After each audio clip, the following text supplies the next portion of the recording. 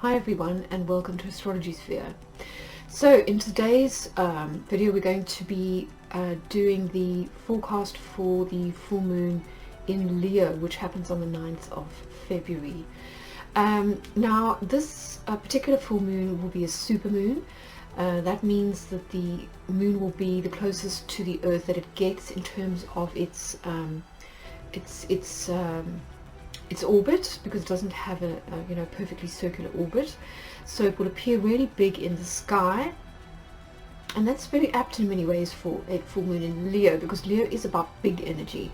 This is the glamour puss of the zodiac. This is the leader, somebody who's got a lot of charisma, somebody who is not afraid to shine. And so it's fair to say that at this particular full moon we could find emotions and people behaving in a way that's a little bit extra. There definitely is the propensity for people to become drama queens, and that's something that you want to avoid, I think, if you're going to leverage this energy for constructive purposes. So why do I say this? Well, if we have a look at the Sabian symbol for the 21st degree of Leo, then we find quite an interesting image being presented to us. So it's the intoxicated chickens that are dizzily flapping their wings trying to fly. So from this we get a strong sense of, first of all, a lot of pandemonium going on with all these dizzy chickens. And then secondly, there's this sense of trying to fly, trying to sort of fledge almost. And so on the one hand, it could mean that people kind of act out or just kind of overreact without perhaps knowing all the facts, and certainly as we're heading into the shadow of Mercury retrograde, that is definitely a possibility. And the other flip side to this is that it could mean that we try to push ourselves to go too far too fast. So here we're talking about the fledgling as a symbol of inexperience. So, that's just something to be aware of.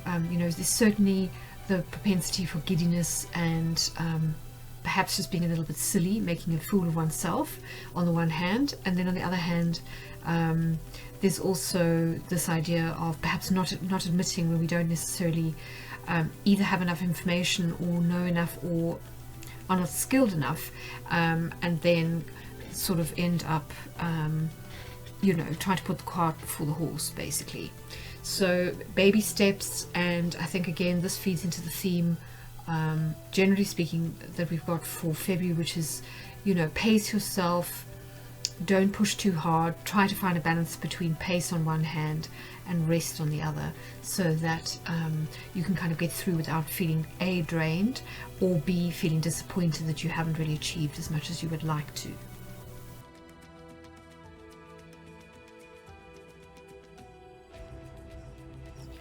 So if we view the Sabian symbol in conjunction with Moon and Leo themes, then we can see how the two things can kind of dovetail or be used in a slightly different way.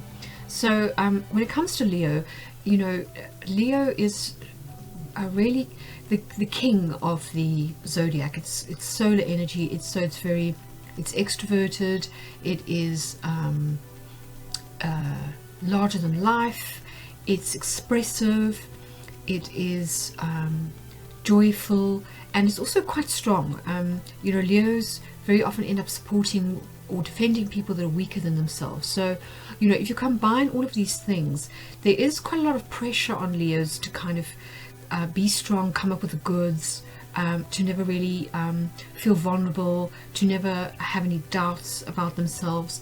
And I think when the moon is in Leo, we've got the combination of the Cancerian energy of the moon with the solar energy of Leo, and you can see that the two things are not a natural fit. So here what we're talking about is, potentially a need for recognition or acknowledgement, either perhaps within your social or your kind of close-knit family group. Perhaps you've been offering a lot of support, or you've been doing a lot of kind of heavy lifting when it comes to close relatives or friends, and you just want a little bit of acknowledgement for that, you know, for being there basically. On the other hand, you know, it's also leadership energy, so it could be sort of saying that you need to take charge or control of your emotions, because after all it's the moon that we're talking about. And here I think this will play very strongly into all the Piscean energy that's coming in, that could be potentially a little bit discombobulating or confusing. And then it's also about kind of getting clear and feeling proud of your individual talents and gifts. And you know, again, you know, here I think the issue of praise or acknowledgement, or the lack of it, could potentially come up at the full moon. And it's important that we kind of deal with this in a way that isn't going to alienate us further from others, or make people feel as though we are we feel entitled. So that's just something to watch around this time and over the next 2 weeks. So looking at the chart for the supermoon in Leo, there are a couple of things to point out. The first is that the sun and the moon are in fixed signs. So the sun is in Aquarius, which is fixed air, and the moon is in fixed fire. So this combination is asking us to balance our collective activities with our individual needs on the one hand. It's also telling us that we need to sustain effort. So even though we're moving from the air of intellect back to the fire of enthusiasm and passion, there's still a need to be consistent when it comes to our efforts. So that's just something to bear in mind. Both the luminaries are going to be approaching a trine to Mars at this full moon, and Martian energy on the whole is going to be quite strong as we build towards the spring equinox and the sun's ingress into Aries. So we've got Mars moving mid-month into Capricorn, which is a place where it's exalted, so that's very strong. Then we've got Venus, which has just recently moved into Mars-ruled Aries, so that's more Martian energy. So in general, it's fair to say that unlike the January full moon, this is a very kind of masculine, sort of outward looking, extroverted kind of energy, which is best channeled into exterior efforts and projects rather than internalized, where it can sort of become a little bit difficult to manage.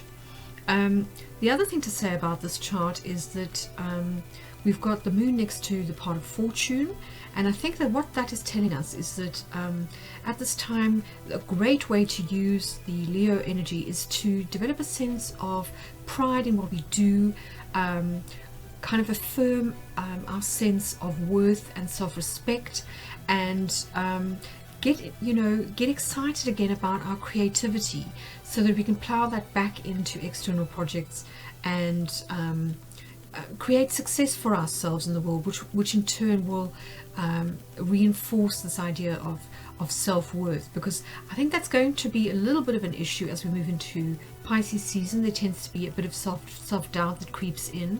The Martian energy will also be good for keeping us motivated through what can sometimes be quite an unstructured time, and certainly with Mercury retrograde. So that's worth bearing in mind. Venus will be moving over the same point with Chiron that Lilith did at the end of January.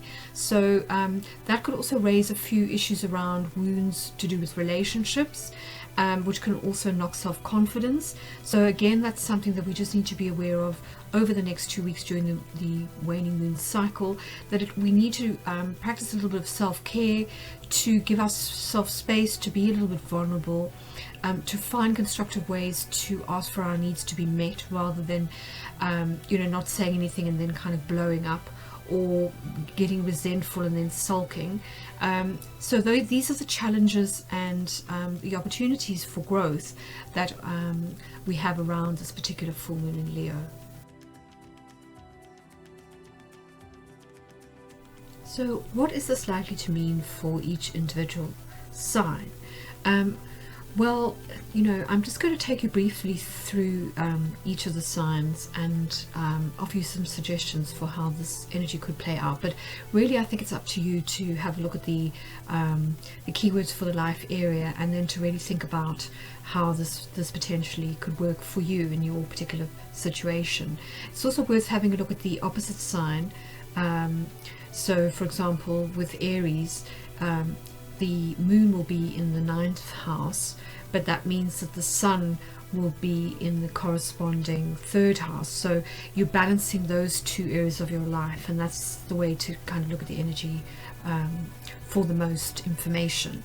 So if we look at Aries to start with, essentially this full moon is about finding ways to reaffirm your beliefs, and to use this to motivate you kind of moving forward,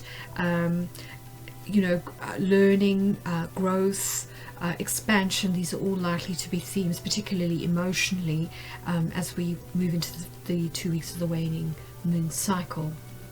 And then for Taurus, this is very much about exterior use of the energy. So it's taking that enhanced sense of either recognition or plaudits that we get as a result of hard work that we've put in, perhaps to a collective or group project, and either then using it to find to better paid work, for example, to ask for a raise, or simply to just have that extra boost of self-confidence that means that we can go out and apply for a job that perhaps we wouldn't have had the guts to do before, or enhance our CV, or kind of start something that's creative that we could potentially make a living from. And then for Gemini, this is very much about getting recognition or acknowledgement from friends. So it's about those group activities that we got involved with at the new moon, and now perhaps there might be a need for adjustment. Perhaps there's a role change now, or you just want to feel as though your efforts are not going unrecognized. So it could be that there's a need to make some adjustments when it comes to those types of activities. Then for Cancer, this is about 12th house matters. So we're talking here about the subconscious. We're talking about those areas where we can have some hidden fears, for example. So I think this is very much about working with solar plexus energy to reinforce any insecurities that we might have, to sort of to banish those fears so that they don't come in and sabotage us just at the point when we are gaining momentum and really having the courage to make a change. Leo, I think it goes without saying that this is about self-expression. It's about feeling confident in the world, having the courage to put ourselves out there, not being afraid to shine. So it's all those kinds of issues that are likely to come up now. Then for Virgo, this is about income. It's about personal resources. Very often these are kind of material resources, but it can also be about security. And so at this time, it's important to kind of consolidate when it comes to finances.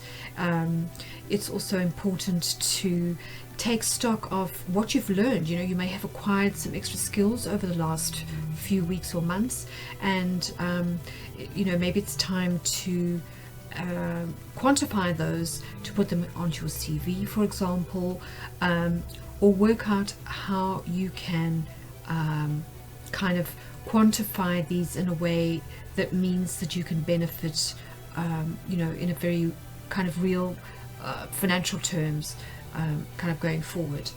Then for Libra, this is about 3rd house activities. So this is about self-expression. It's about the way we communicate. It's about relationships with close siblings, neighbors, and that kind of thing. The people that we encounter on a day-to-day sort of basis. And it could be now that we realize that we need to communicate more confidently. Perhaps we, Librans might not have been putting themselves across in a way that's very assertive, and you know, maybe just, you know, kind of not wanting to offend anyone, but perhaps taking it to the extreme. And so now it's a good time to reinject a little bit of self-confidence back into the way that you communicate with others. Then for Scorpio, this is about family, home, and belonging. So there might be a family drama that unfolds at this time, or it could be that you sell a property, perhaps a family home, or an inheritance finally gets wound up.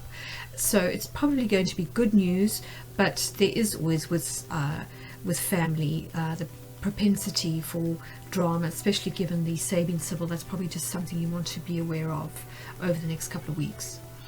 Then for Sagittarius, this is about 5th house matters. So this is creativity par excellence. So this really, for Sagittarians, this is really the time to use that to get the joy back, to cultivate that childlike joy, sense of fun, and also to work on creativity, because at this time you could really be very creative if you put your mind to it and you really focus your efforts on creating something special.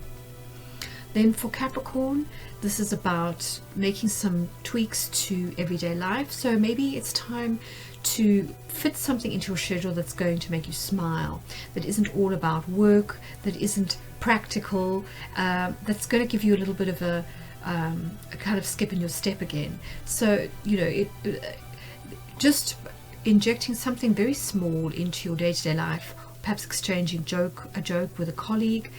These are the things that help to power us through the day, and, you know, to kind of make mundane tasks a little bit more bearable. So that's just something to bear in mind now. It's also possible that you could you know, get a promotion now at work, or find yourself working with different colleagues, you know, so there's possibly a little bit of change happening in your work or everyday environment.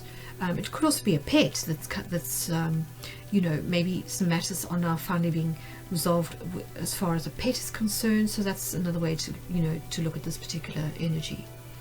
Then for Aquarius, this is about 7th house matters. So this is about significant others, business partnerships, romantic partners, marriage partners. So, you know, at this time you could be deciding to take a relationship to the next level, perhaps moving in, getting engaged, or, you know, the opposite, which is getting divorced, because, you know, this is after all a full moon, so it's about culminations but also endings. So you'll kind of know what fits best when it comes to this particular energy. And then for Pisces, this is about 8th house matters. So here we're talking about the things that we share with our significant others. So this could be money, it could be joint finances, but it could also be an intangible resource such as trust. You know, perhaps something comes to a head now with regards to a relationship, and things need to be sorted out before you know, the situation gets out of hand. It could also be that again an estate or an inheritance gets wound up, so that could be a positive kind of culmination of this particular energy. Or it could be that you simply need to sort out your taxes, and this is the time to really get your kind of life in order when it comes to your finances. Could also be a bank loan that you hear news about now. So those are just some of the things to consider at the full moon.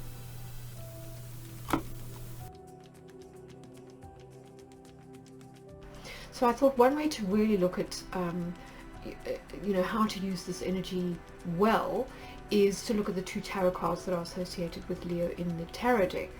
So the first one is the Strength card, which this is the Rider-Waite deck. So this is Pamela Coleman Smith who did the illustrating, and as we can see, we've got a woman in a white outfit, and she is taming a red lion, and I think this is very apt. So as we know, the sun rules the solar plexus, and so it rules willpower, and I think that what we're being asked to do now is to use our willpower constructively. You know, when we talk about leadership, it isn't necessarily throwing your weight around and being a diva.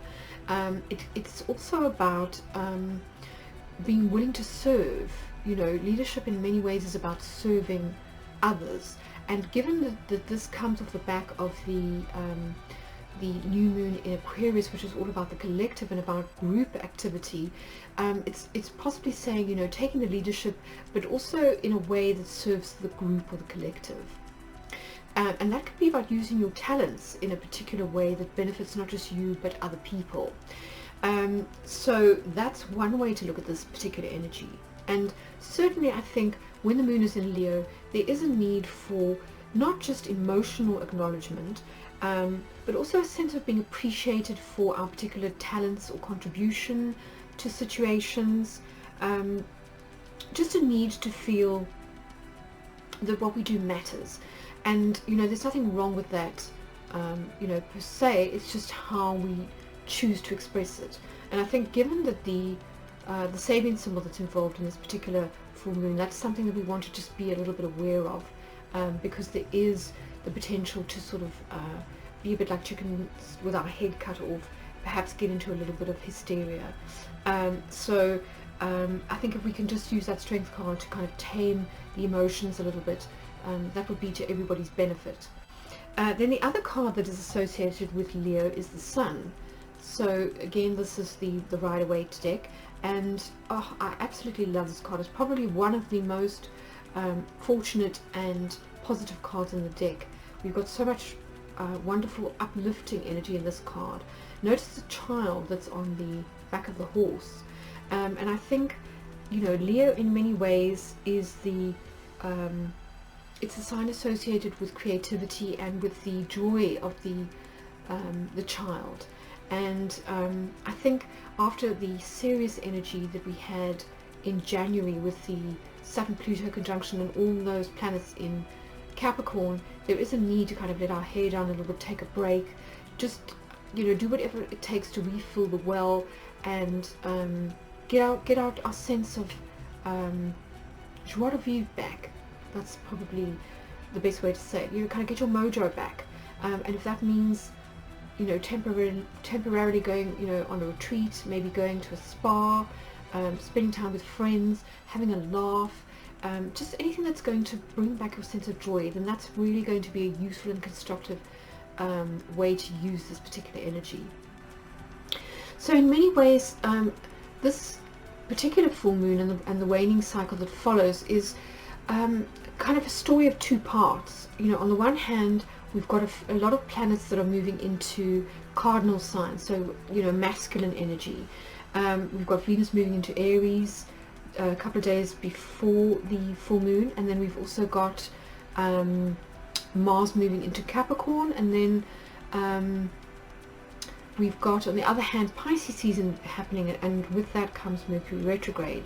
And so I think on the one hand, you know, there's the part of us that wants to sort of maintain momentum from the things that we started either at the solar eclipse in December, or perhaps at the new year, or even at the new moon in Aquarius. So there's that need to maintain momentum and to sort of keep going on one hand. And then on the other hand, there's this Pisces energy, which is quite unstructured, which needs to, or that wants to chill, that likes to take the line of least resistance. And I think we're going to need to sort of balance these two energies so that we don't lose momentum and kind of slip back into old habits, take the easy way out, you know, especially if we don't get instant sort of acknowledgement or results for our efforts. And then there's also the sort of propensity to, you know, it becomes a little bit of an uphill struggle sometimes when you're trying to sort of drive something forward, and things are kind of leaking all over the place because there isn't organization, or things are not happening systematically, or the technology isn't cooperating. So I think the key is to pace ourselves, to take breaks, to recharge our batteries, and to find that balance between flow on the one hand and the need to sort of push through obstacles on the other.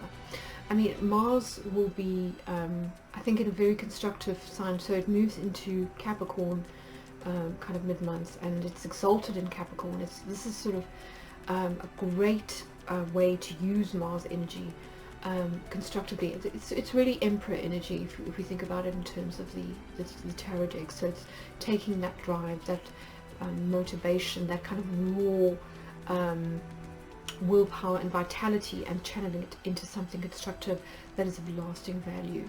And I think it's really interesting that we've got this energy coming in just as Mercury goes retrograde in Pisces, which is not a natural place for Mercury, I must say. It's in fall in the Sun. Venus is also in detriment in Aries. So in many ways the planets are not going to be in their natural homes, and I think there may be a part of us that feels a little bit uncomfortable during the next few weeks, and that's, I think, okay. You know, we're only into the second month of the year, we're only into the second month of the eclipse cycle, and I think we need to just you know, realize that this is a process, and you know, things are not necessarily going to be falling into place immediately, and that's okay, and that it's natural as part of a growth process to feel sometimes a little bit uncomfortable when we move out of our comfort zone. That's part of change. We've got to let go of what was in order to welcome in what will be, but in the interim, in that interim stage, that sort of liminal stage, sometimes we can feel a little bit lost. And I think the key is just to keep going no matter what. You know, not necessarily forcing things, but also not giving up too easily. And I think that's the way to sort of work with this energy constructively. So that's it for this particular forecast. I hope you've enjoyed it. Always appreciate your feedback, and just so you know, to celebrate Valentine's Day, I'm going to be running some special offers on relationship reports and readings for members, so keep an eye out for those. Best place to look is on the membership areas page, or else I might put details up on in the newsletter, which I'm going to send out shortly. In the meantime, have a wonderful 2 weeks, and I'll catch you for the new moon forecast later this month.